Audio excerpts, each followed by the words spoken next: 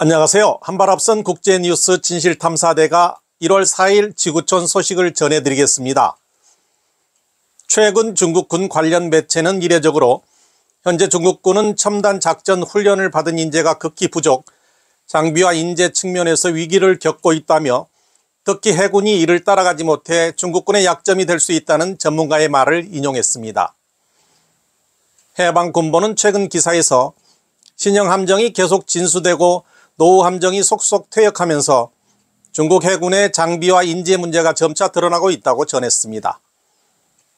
신형 함정의 일부 지휘관 및 핵심 조정 인력의 훈련은 체계화가 쉽지 않고 예정된 전체 훈련 평가도 어려움이 있다는 것입니다.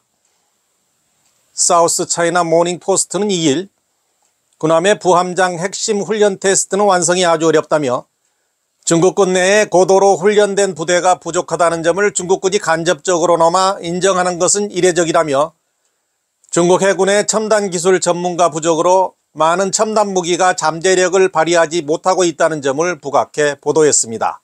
최근 몇 년간 중국 공산당은 군함 제작에 큰 진전이 있었다고 자랑하고 있지만 그에 상응하는 해군 장교와 사관, 병사는 턱없이 부족하고 새로운 인력이 새로운 장비에 익숙치 않아 제대로 활용을 못하는 상황이라는 것입니다. 이에 대해 대만 퇴역 육군소장 위베이처는 성숙한 해군을 만드는 데는 50년이 걸린다며 중국 공산당은 오랫동안 육상전을 위주로 했으며 해군은 최근 20년 만에 급성장하기 시작했는데 군함 제작 속도가 인재 훈련 속도를 초과해 이것이 중국군에게는 재앙이 될 것이라고 말했습니다. 지난해 9월에 나온 미 국방대학의 한 보고서에 따르면 지난 6년간 중국군의 육해공 로켓 전략 지원 등 5개 영역에서 300여 명의 중국군 고위 장교 자료를 심층 검토한 결과 이들 중국군 장교들은 교차 훈련을 통한 실전 경험이 없는 것으로 드러났습니다. 이런 교차 훈련의 부재는 교차 훈련을 자주 하는 미군과는 대조적이어서 중국군의 아킬레스건이 될 수 있다고 보고서는 밝히고 있습니다. 다음 뉴스입니다.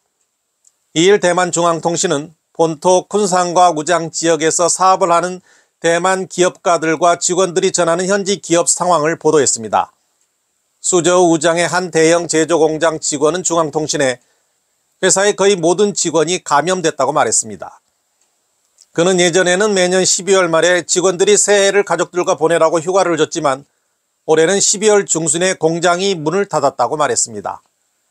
장수성 쿤산시에서 공장을 운영하는 한 대만 사업가는 중앙통신과의 인터뷰에서 현지 상황을 설명하며 참혹이란 말밖에 떠오르지 않는다고 말했습니다. 사무실에서 감염된 사람들이 하나둘씩 나오고 있다면서 어떤 사람들은 30년 동안 감기조차 거의 걸리지 않았지만 이 전염병으로 거의 반쯤 죽었다며 회복 과정이 상당히 힘들었다고 전합니다. 이 대만 사업가는 감염률이 정말 너무 높다며 양성이 아닌 사람을 찾기가 어렵다고 말했습니다. 일부 제조업체 생산 라인에서 절반 이상의 사람이 감염되어 결국 작업이 거의 중단됐고 공급업체든 완제품이든 모두 중단돼 일부 기업가는 심지어 연말 상여금을 지급하지 않아도 되지 않을까라고 묻기도 한다고 합니다. 지난 3년간 반복된 인근 상하이시의 고강도 봉쇄로 인해 사업 규모가 줄고 경영난이 심각하기 때문입니다.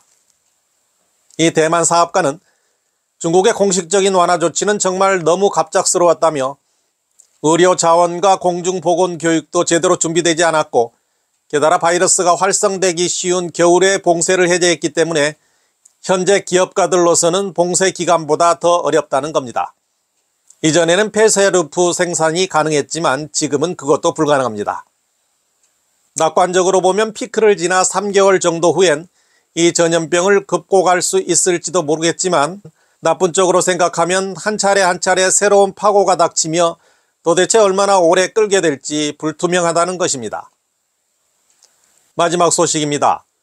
분석가들은 러시아가 보여주는 세 가지 징후가 우크라이나 전쟁이 새로운 중대 국면으로 접어들고 있음을 보여준다고 말합니다. 우선 러시아는 새해 연휴 동안 3일 연속으로 우크라이나 도시에 전례 없는 야간 공격을 감행했습니다. 또 우크라이나 민간 목표물을 표적으로 삼는 전술 변화도 보입니다. 인테르팍스 통신 보도에 따르면 러시아 항공우주군 장거리 항공사령부 세이게리 코빌라시 사령관은 1일 Tu-95MS 베어, Tu-160 화이트 스완, Tu-22M3 백파이어 등 장거리 전략 폭격기 3종을 올해 우크라이나 전장에 투입한다고 공식 발표했습니다. 이들 러시아 공군의 장거리 폭격기들은 핵무기와 재래식 미사일을 모두 발사할 수 있습니다. 올해 러시아군의 장거리 항공병들은 새롭게 업그레이드된 베어 및 백파이어 전략 폭격기를 처음으로 배정받게 될 것입니다. 백파이어는 가변 날개를 갖춘 초음속 장거리 전략 및 해상 타격 폭격기입니다. 분석가들은 이들 폭격기의 전장 출현이 두 번째로 큰 국면의 변화이며 전쟁의 확대를 상징한다고 믿고 있습니다. 백파이어 폭격기는 냉전 시대에는 나토를 두렵게 했던 폭격기입니다. 빠른 속도의 탄약 적재량이 많고 비행 고도가 매우 높아 하이마스와 같은 어깨 발사 미사일로 격추하는 것은 불가능합니다. 마지막 징후는 푸틴의 신년사입니다.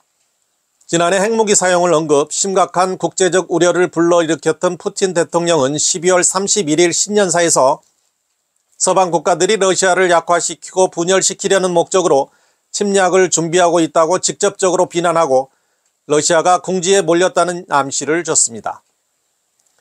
옌스 스톨텐베르그 나토 사무총장은 연말 푸틴이 우크라이나 장악이라는 전쟁의 총체적 목표를 바꿀 조짐은 없다고 단언하며 러시아가 새로운 군사력을 다수 동원하고 나서 막대한 손실을 감수하겠다는 의지를 보여주고 있다고 말했습니다. 러시아 우크라이나 전쟁이 세계 경제에 미치는 영향은 실로 엄청납니다. 니코 자산운용의 존 베일 글로벌 시장 전략 책임자는 전쟁이 악화되면 나토가 직접 참여하고 제재가 강화되면 시장에 매우 해롭겠지만 더 걱정스러운 시나리오는 러시아가 핵무기를 사용하는 것인데 이는 멀게 보이지만 불가능하지 않은 위협이라고 말했습니다. 진실탐사대 이원선입니다. 시청해 주셔서 감사합니다.